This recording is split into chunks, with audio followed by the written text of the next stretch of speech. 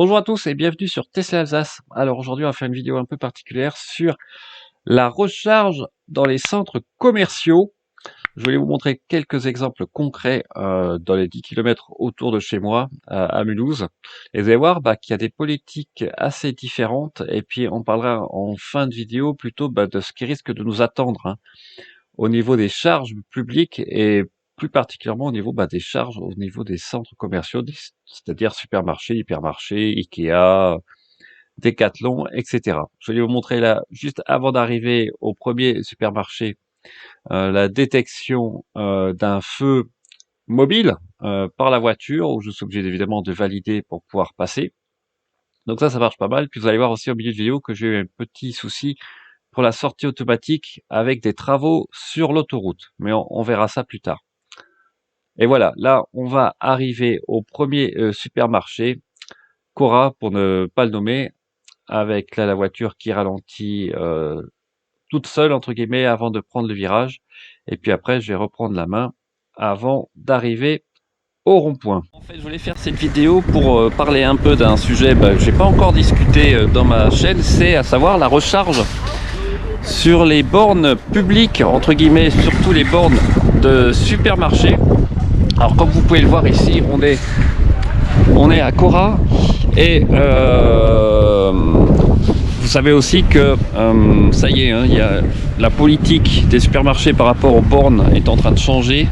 On en parlera plus tard dans la vidéo, c'est-à-dire que ça va probablement devenir payant, hein, dans la majorité des supermarchés qui peuvent sous-traiter aussi le service à des filiales spécialisées dans la recharge. Donc vous verrez, notamment après j'irai à Decathlon.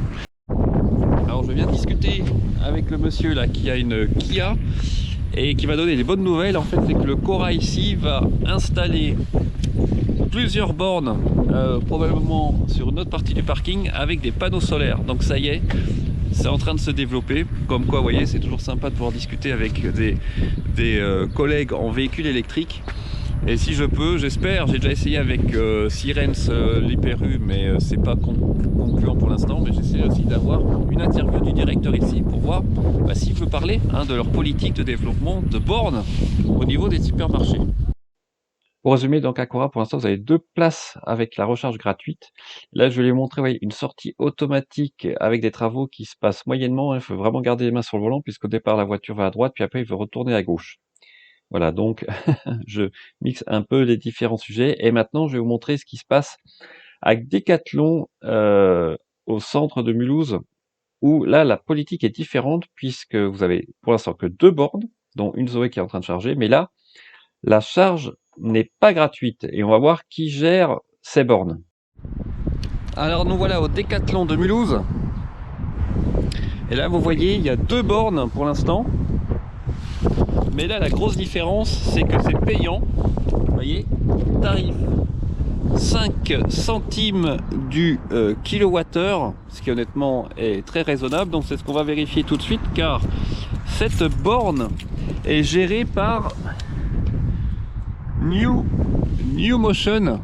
Donc soit vous utilisez l'application NewMotion, et moi je vais essayer d'utiliser mon badge Shell, hein, NewMotion, et on va voir ce qui se passe. Et puis après je vais aller faire un petit tour dans le magasin, si au cas où plus tard je peux faire une interview avec le directeur. C'est parti.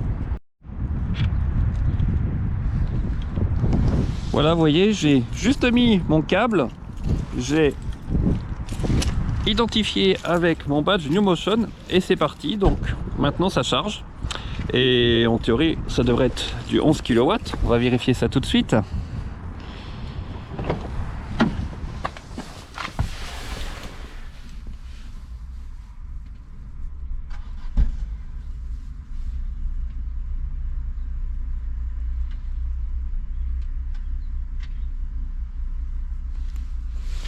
Effectivement, c'est bien du 11 kW. Et vous voyez, j'ai une autre voiture, une Zoé qui charge.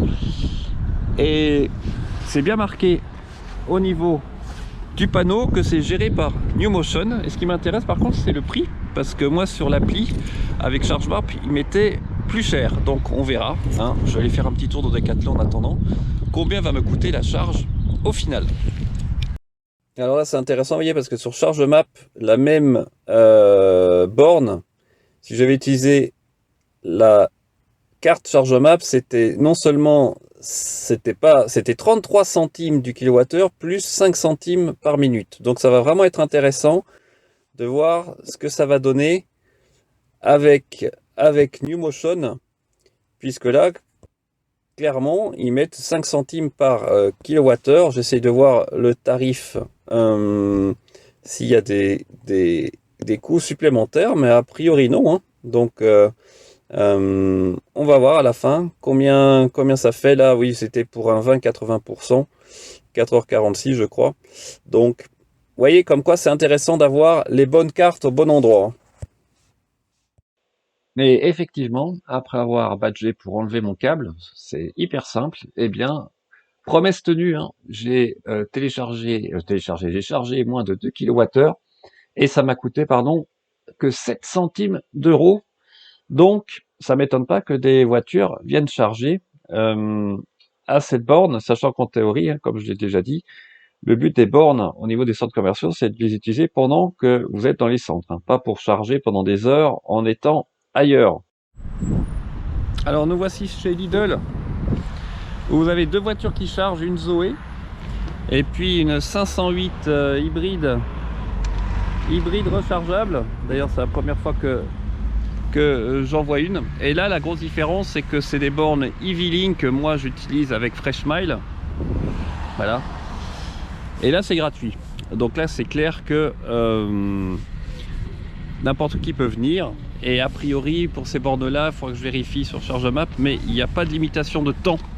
Donc j'ai eu des commentaires, hein, notamment quand j'étais à Cora, par un propriétaire de Kona, que souvent sur les bornes Lidl, il y a parfois des gens qui squattent, hein, clairement, qui ne vont pas du tout au supermarché, mais qui squattent juste pour recharger.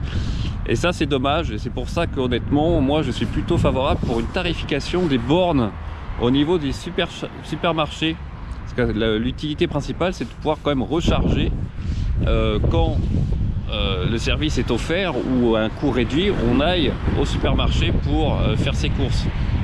Ou en cas de dépannage, à la limite, on pourrait l'utiliser aussi. Mais moi, à partir du moment où il y aura un coût, même s'il est faible, je pense que ça va vraiment inciter plus les gens à venir au supermarché, utiliser le service pour lequel il est fait au décart. Parce qu'il y a quand même des coûts, hein, pour le supermarché pour installer les bornes, et c'est ce que je vais vous montrer maintenant. On va aller à Sirens, vous allez voir que là l'installation c'est tout autre chose.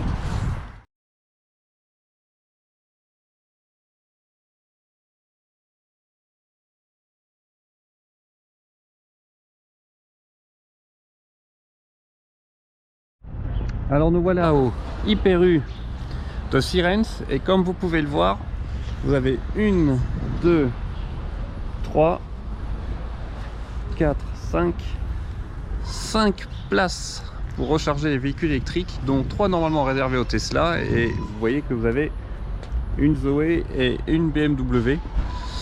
Donc voilà, pour vous montrer aussi que là c'est des installations particulières, hein, qui ont été faites il y a assez longtemps avec des bornes Tesla. Vous voyez, véhicules Tesla, mais bon, honnêtement c'était sûr que ça allait pas durer longtemps, que les gens les respectaient. Surtout que les bornes ne sont pas spécifiquement réservées au Tesla. Vous avez un paramètre dans ces bornes Tesla, mais là elles sont pas mises, donc tout le monde peut charger. Et vous voyez déjà le succès phénoménal de ces 5 bornes, très pratiques. Vous avez juste à brancher et c'est gratuit. Donc évidemment ici le supermarché bénéficie, hein, de ces bornes de recharge qui sont utilisées de manière intensive. Et moi j'avais vu aussi des voitures squattées. Alors vous avez aussi des autres voitures électriques, hein, que j'ai vu garées, qui ne peuvent pas charger.